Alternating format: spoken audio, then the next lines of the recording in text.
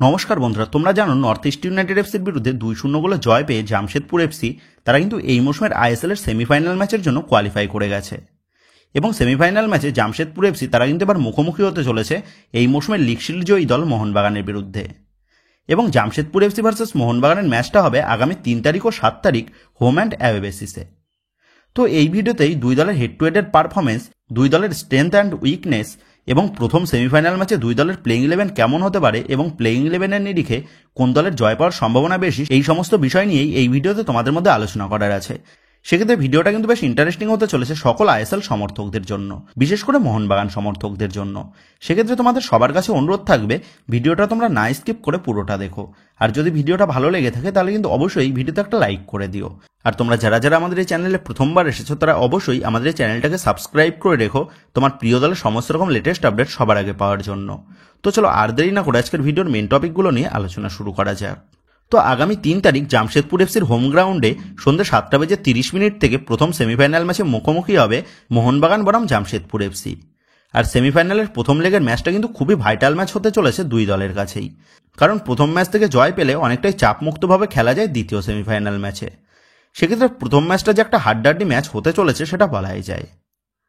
তো এবার যদি এই দুই দলের হেড টু হেডের পারফরমেন্সের বিচার করা যায় তো দুটো দলই এখনো পর্যন্ত মোট মুখোমুখি হয়েছে 10 বার, যেখানে জামশেদপুর এফসি ম্যাচ জিতেছে 4 বার, মোহনবাগান ম্যাচ জিতেছে 5 বার আর একটা ম্যাচ ড্র হয়েছে। সেক্ষেত্রে মোহনবাগানের বিরুদ্ধে জামশেদপুর এফসির পাস্ট রেকর্ডটা কিন্তু বেশ ভালো। তো এই মরশুমেও এই দুটো দল মুখোমুখি হয়েছে মোট 2 বার, যেখানে প্রথম ম্যাচে নিজেদের ঘরের মাঠে মোহনবাগান দল তারা 3-0 গোলে জয় পায় জামশেদপুর এফসির বিরুদ্ধে, এবং দ্বিতীয় ম্যাচে তথা জামশেদপুর এফসির হোম গ্রাউন্ডে 1-1 গোলে ম্যাচটা ড্র হয়। জেআরডি টাটা কমপ্লেক্সে তথা জামশেদপুর এফসির হোম গ্রাউন্ডে এই দুটি দলই কিন্তু মোট মুখোমুখি হয়েছে 5 বার, যেখানে জামশেদপুর এফসি জিতেছে 3 বার, মোহনবাগান জিতেছে 1 বার এবং 1 বার ম্যাচ ড্র হয়েছে। সেক্ষেত্রে বলাই যায় হোম গ্রাউন্ডে জামশেদপুর এফসি তারা কিন্তু বেশ স্ট্রং। অপরদিক দিয়ে সল্ট লেগে 5টা ম্যাচের মধ্যে জামশেদপুর এফসি মাত্র ম্যাচ জিতেছে 1 বার এবং মোহনবাগান ম্যাচ জিতেছে 4 বার। তবে তোমাদের জানিয়ে রাখি গ্রুপ পর্বের ম্যাচ এবং সেমিফাইনাল ম্যাচের মধ্যে অনেকটাই কিন্তু তফাৎ আছে। সেমিফাইনাল ম্যাচে খেলতে নামার সময় প্লেয়ারদের মানসিকতাটা কিন্তু অন্যরকম হয়ে যায়। সেক্ষেত্রে এই দুই দলের পাস্ট রেকর্ডটা কিন্তু এই সেমিফাইনাল ম্যাচে খুব একটা কার্যকারী হবে না। তবে প্রথম সেমিফাইনাল ম্যাচে নিজেদের ঘরের মাঠে হোম অ্যাডভান্টেজের কারণে এগিয়ে থাকবে জামশেদপুর এফসি।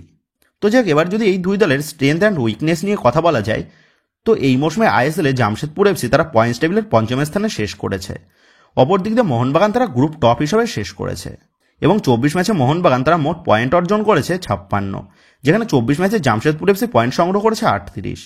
তো যাক, এবার এই দুই দলের কম্পেয়ার করলে সর্বপ্রথম যদি গোলকিপার বিভাগ নিয়ে কথা বলা যায় সেক্ষেত্রে জামশেদপুর এফসির গোল পোস্টের নিচে অ্যালবিনো গোমস সে 24 ম্যাচে 43টা গোল কনসিড করেছে, যেখানে মোহনবাগানের হয়ে গোল পোস্টের নিচে বিশাল গায়েত সে 24 ম্যাচে মাত্র 16টা গোল কনসিড করেছে। মানে গোল পোস্টের নিচে অ্যালবিনো গোমস সে কিন্তু প্রায় 2 ডবল বা 2.5 ডবল গোল কনসিড করেছে বিশাল গায়েতের তুলনায়। সেক্ষেত্রে এই পরিসংখ্যানটা দেখেই তোমরা কিন্তু বুঝতে পেরেছো এই দুই দলের গোলকিপার বিভাগের মধ্যে কোন দলের গোলকিপার বিভাগটা এগিয়ে রয়েছে।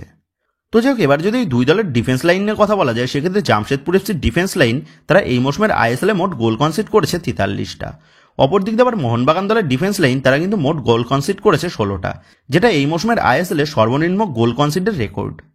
আর এই মৌসুমে মোহনবাগান দলের ডিফেন্স লাইনে দুই দানব বিদেশি ডিফেন্ডার টম এলড্রেড এবং অ্যালবার্টো রড্রিগেজ এই জুটি যে মোহনবাগান দলের ডিফেন্স লাইনকে দুর্ভেদ্য করে তুলেছে সেটা বলাই যায়। এর পাশাপাশি আবার দলের ক্যাপ্টেন শুভাশিস বোস সেও কিন্তু এই মৌসুমে তার সেরা ছন্দে রয়েছে। এছাড়া দীপেন্দু এবং আশিস রায় তারাও কিন্তু বেশ ভরসা জুগিয়েছে মোহনবাগান দলের ডিফেন্স লাইনকে।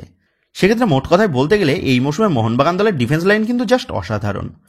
অপরদিকে জামশেদপুর এফসির ডিফেন্স লাইনে শুধুমাত্র একজন বিদেশি ডিফেন্ডারই ইউজ করেছে কোচ খালিদ জামিল, এবং দলের ডিফেন্স লাইনে বাকি 3 ভারতীয় ডিফেন্ডারদের কাছ থেকেও কিন্তু খুব একটা আহামরি পারফরমেন্স আমরা দেখতে পাইনি, যার সুবাদে এই ম্যাচে দলের গোলকিপার বিভাগের পাশাপাশি দলের ডিফেন্স লাইনেও কিন্তু অনেকটাই এগিয়ে থেকে শুরু করবে মোহনবাগান।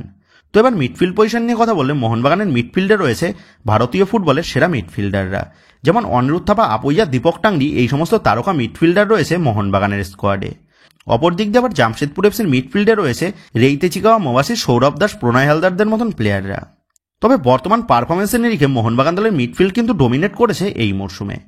তবে এই ম্যাচে মোহনবাগান দলের স্টার মিডফিল্ডার আপুইয়া সে কিন্তু খুব সম্ভবত অনুপস্থিত থাকতে চলেছে। এর পাশাপাশি জামশেদপুর এফসির মিডফিল্ডে মোবাসির সেও কিন্তু লাল কার্ড দেখার জন্য এই ম্যাচে সাসপেন্ড থাকতে চলেছে। সেক্ষেত্রে এই ম্যাচে দুই দলের কোচেরাই তারা তাদের দলের মিডফিল্ড পজিশনে একজন করে প্লেয়ারকে মিস করতে চলেছে। তবে যদি মোহনবাগান সমর্থকদের ভাগ্যটা ভালো থাকে তাহলে আপুইয়াকে কিন্তু আমরা মাঠে দেখতে পেতে পারি, যার আবার সম্ভাবনাটাও কিন্তু খুবই কম। তো ওভারঅলভাবে দেখতে গেলে মোহনবাগান দলের মিডফিল্ড কিন্তু জামশেদপুর এফসির মিডফিল্ডের তুলনায় অনেকটাই বেটার। তো এবার দলের অ্যাটাকিং মিডফিল্ড পজিশন নিয়ে কথা বললে জামশেদপুর এফসির হয়ে দলের মিডফিল্ড পজিশনে দেখা যাবে মোহনবাগান দলের প্রাক্তন স্প্যানিশ মিডফিল্ডার জাভি হার্নান্ডেজকে। এর পাশাপাশি রেইতে চিকাওয়াকেও দলের মিডফিল্ড পজিশনে ব্যবহার করেন কোচ খালিদ জামিল। অপর দিক দিয়ে মোহনবাগান দলের মিডফিল্ড পজিশনে খেলার জন্য আইএসএল এর সেরা midfielder Greg Stewart, Dimitri Petratos এবং ভারতীয় ফুটবলের অন্যতম তারকা মিডফিল্ডার সাহাল আব্দুল সামাদ রয়েছে। এর পাশাপাশি দলের স্ট্রাইকার জেসন কামিন্সকেও দলের অ্যাটাকিং মিডফিল্ড পজিশনে বেশ কিছু ম্যাচেই ব্যবহার করেছেন কোচ হোসে মলিনা। সেক্ষেত্রে অপশানের দিক থেকে এবং কোয়ালিটির দিক থেকে মোহনবাগানের অ্যাটাকিং মিডফিল্ড পজিশন কিন্তু এগিয়ে থাকবে জামশেদপুর এফসির থেকে। তো এবার যদি দুই দলের উইং পজিশন নিয়ে কথা বললে জামশেদপুর এফসির উইং পজিশনে খেলার জন্য কোচ খালিদ জামিলের কাছে রয়েছে মোহাম্মদ সানান, ঋত্বিক দাস, ইমরান খান, নিখিল বার্লাদের মতন প্লেয়াররা, যেখানে এই উইঙ্গাররা জামশেদপুর এফসির হয়ে এই মৌসুমে আইএসএলে 5টা গোল এবং 8টা অ্যাসিস্ট তারা করেছে। অপর দিক দিয়ে মোহনবাগান কোচ হোসে মলিনার হাতে উইং পজিশনে খুব বেশি অপশান কিন্তু নেই, যেখানে মোহনবাগান দলের উইং পজিশনে রয়েছে লিস্টন কোলাসো, মনবীর সিং এবং আশিক কুরুনিয়ান। তবে লিস্টন কোলাসো এবং মনবীর সিং এরা দুজনেই এই মৌসুমে দুর্দান্ত ছন্দে রয়েছে এবং মোহনবাগান দলের এই উইঙ্গাররা এই মৌসুমে আইএসএলে মোট 9টা গোল এবং 5টা অ্যাসিস্ট করেছে। সেক্ষেত্রে তোমরা বুঝতেই পারছো কোন দলের উইং পজিশন বেশি স্ট্রং। তবে উইং পজিশনে কোচ মলিনার হাতে সাবস্টিটিউট করার মতন পারফেক্ট রিপ্লেসমেন্ট না থাকার কারণে এই বিষয়টা নিয়ে একটু মাইনাস পয়েন্ট থাকছে মোহনবাগানের।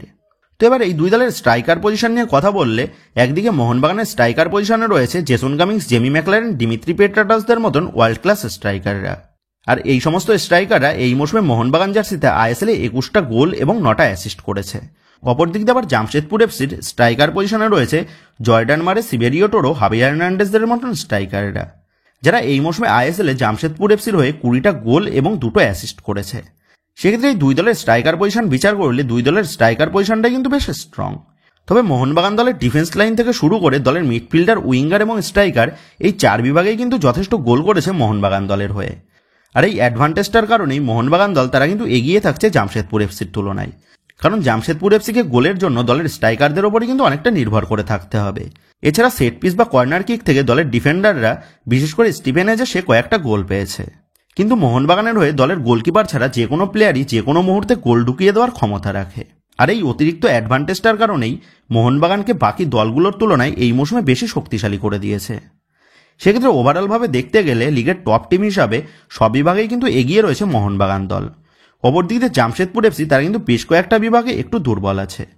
তবে তোমাদের আবারও জানিয়ে রাখি, লিগের ম্যাচ এবং প্লে অফের ম্যাচের মধ্যে আকাশ পাতাল তফাৎ রয়েছে।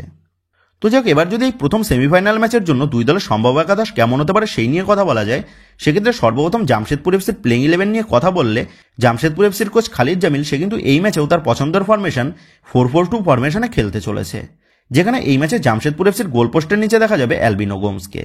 দলের দুই সাইড ব্যাক পজিশনে দেখা যাবে ইউভাসের সাথে আশুতোষ মেহতাকে এবং দলের দুই সেন্টার ব্যাক পজিশনে দেখা যাবে স্টিভেন এজের সাথে প্রতীক চৌধুরী অথবা প্রণয় হালদারকে। তবে প্রণয় যেহেতু গত ম্যাচে দুর্দান্ত পারফরমেন্স করেছে, সেহেতু প্রণয়কে দিয়েই স্টিভেন এজের পাশে শুরু করাতে পারে কোচ খালিদ জামিল। তো এবার দলের মিডফিল্ড পজিশন নিয়ে কথা বললে দুই সেন্ট্রাল মিডফিল্ড পজিশনে দেখা যাবে রেইতে চিকাওয়ার সাথে সৌরভ দাসকে।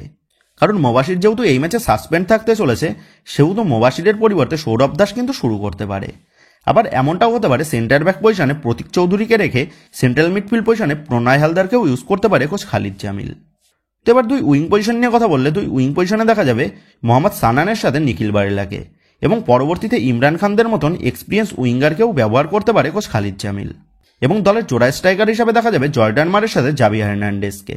তো এখানে জাভি হার্নান্ডেজ সে দলের সেকেন্ড স্ট্রাইকার পজিশনের পাশাপাশি দলের অ্যাটাকিং মিডফিল্ড পজিশনের ভূমিকাটাও পালন করবে। তো এইরকমই প্লেইং 11 নিয়ে মোহনবাগানের বিরুদ্ধে প্রথম সেমিফাইনাল ম্যাচে নামতে চলেছে কিন্তু জামশেদপুর এফসি।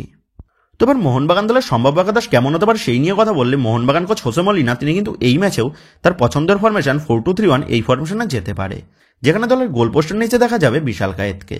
দলের চারের ডিফেন্সে দেখা যাবে Subhasish Bose, Alberto Rodriguez, Tom Aldred এবং দীপেন্দু বিশ্বাসকে। তো আশিস রায় যেহেতু চোট পেয়েছিল, সেই কারণে খুব সম্ভবত দীপেন্দু বিশ্বাসকে কিন্তু প্রথম একাদশে ইউজ করতে পারে কোচ হোসে মলিনা।